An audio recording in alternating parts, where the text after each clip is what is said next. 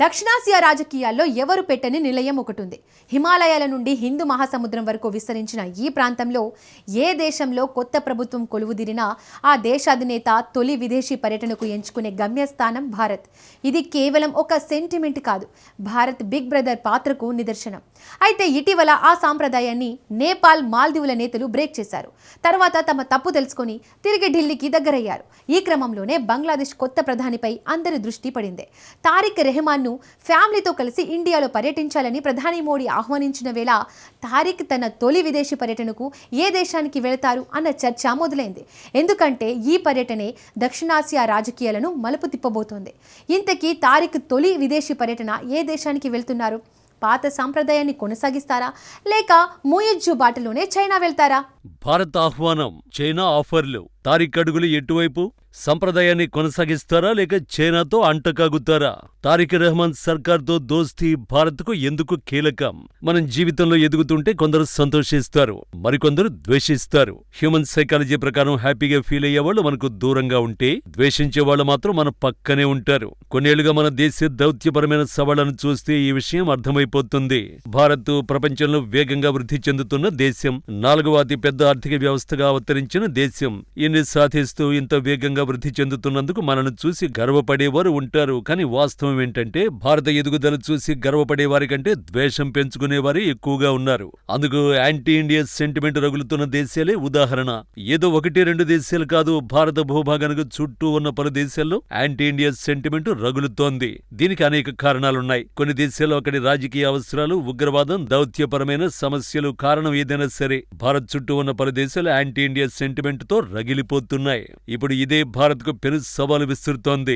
ప్రభుత్వాలను గద్దె దించడమే లక్ష్యంగా మొదలవుతున్న anti India సెంటిమెంట్లు కొత్త ప్రభుత్వాల ఎంట్రీతో మరింత తీవ్రమవుతున్నాయి. అందుకే ఇప్పుడు అందరి చూపు బంగ్లాదేశ్ లో ఏర్పడిన కొత్త సర్కారుపై పడింది.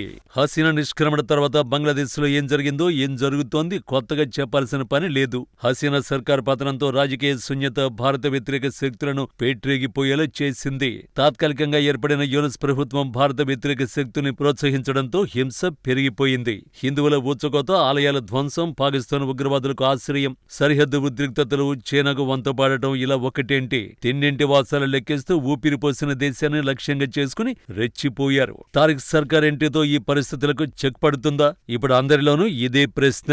ఈ ప్రశ్నకు సమాధానం తారిక్ తొలి విదేశీ పర్యటనే. బంగ్లాదేశ్ నూతన ప్రధానమంత్రిగా బాధ్యతలు చేపట్టిన తారిక్ రెహమాన్ కు శుభాకాంక్షలు తెలియజేస్తూ ప్రధాని మోడీ ఆయనను భారత్ కు ఆహ్వానించారు. ఢాకాలో తారిక్ ప్రమాణ స్వీకార కార్యక్రమం జరిగింది. భారత ప్రభుత్వ ప్రతినిధిగా లోక్సభ స్పీకర్ ఓం బిర్లా హాజరయ్యారు. ఈ సందర్భంగా ఓం బిర్లా నూతన ప్రధానికి శుభాకాంక్షలు తెలియజేస్తూ భారత ప్రధాని మోడీ పంపిన వ్యక్తిగత లేఖను ఆయనకు స్వయంగా అందజేశారు. ప్రధాని మోడీ తన లేఖ ద్వారా తారిక్ రెహమాన్ భారతదేశ పర్యటనకు రావాలని సాదరంగా ఆహ్వానించారు. ఫిబ్రవరి 13నే ప్రధాని మోడీ ఫోన్ ద్వారా తారిక్ను అభినందించారు. తాజా లేఖలో బంగ్లాదేశ్ ప్రజల ఆకాంక్షలను నెరవేర్చడంలో భారత్ పూర్తి సహకారం అందిస్తుందని ప్రధాని మోడీ పేర్కొన్నారు. అయితే తారిక్ను తమ దేశంలో పర్యటించమని కోరింది భారత్ ఒక్కటే కాదు, డ్రాగన్ కంట్రీ చైనా కూడా. భారత్ లాగే డ్రాగన్ కంట్రీ కూడా తారిక్ కు ఆహ్వానం పంపించింది. బంగ్లాదేశ్ లోని చైనా రాయబారి యావో వెన్ చైనా కమ్యూనిస్టు పార్టీ తరఫున ఈ ఆహ్వాన లేఖను బిఎన్పి సీనియర్ నేతలకు అందజేశారు. సో ఇప్పుడు తారిక్ తన తొలి విదేశీ పర్యటనకు ఏ దేశాన్ని ఎంచుకుంటారో ఆ దేశానికి తొలి ప్రియారిటీ అవుతుంది. అదేంటి, కేవలం తొలి విదేశీ పర్యటనే తన దౌత్య విధానాలను డిసైడ్ చేస్తుందా అంటారా?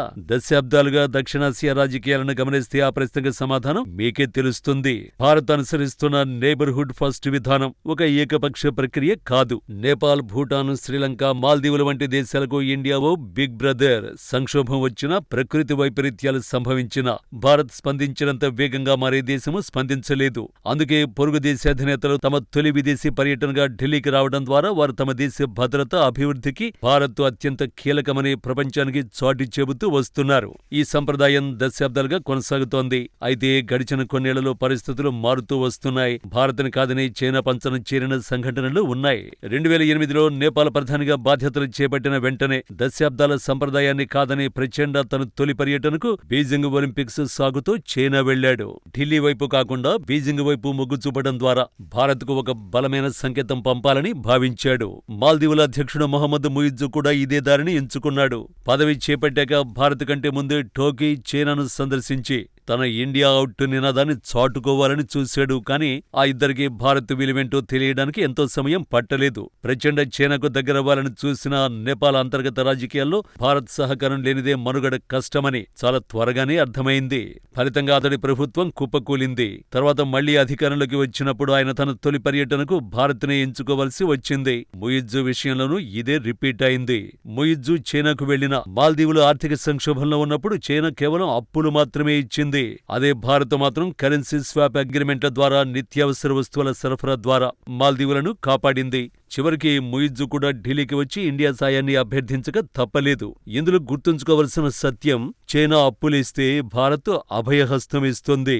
అది గుర్తెరిగితే తారిక్ తన తొలి విదేశీ పర్యటన కోసం భారత్కే వస్తాడు. నిజానికి తారిక్ రహమాన్ ఢిల్లీ కాదు, పిండి కాదు, బంగ్లాదేశ్ ఫస్ట్ అంటూ తన విదేశాంగ విధానంపై క్లియర్ కట్ కామెంట్ చేశాడు. కాబట్టి ఎవరితోనూ వైరం కొని తెచ్చుకోకపోవచ్చు. ముఖ్యంగా భారత్ను పూర్తిగా పక్కన పెట్టే పరిస్థితులు ఉండకపోవచ్చు. కాబట్టి గతంలో షేక్ హసీనా ఎలా అయితే తొలి విదేశీ పర్యటన కోసం భారత్ వచ్చారో, తారిక్ కూడా అలాగే ఢిల్లీకి వచ్చే అవకాశం లేకపోలేదు. అదే జరిగితే జిన్పింగ్ సర్కార్కు స్పష్టమైన సంకేతాలు వెళ్లే ఛాన్స్ ఉంటుంది. ఒకవేళ చైనాకి మొదట వెళ్లిన నేపాల్, మాల్దీవుల నేతల్లాగే చాలా త్వరగానే భారత్ అవసరం తెలుసుకుంటాడు. అందులో ఎటువంటి సందేహం అవసరం లేదు.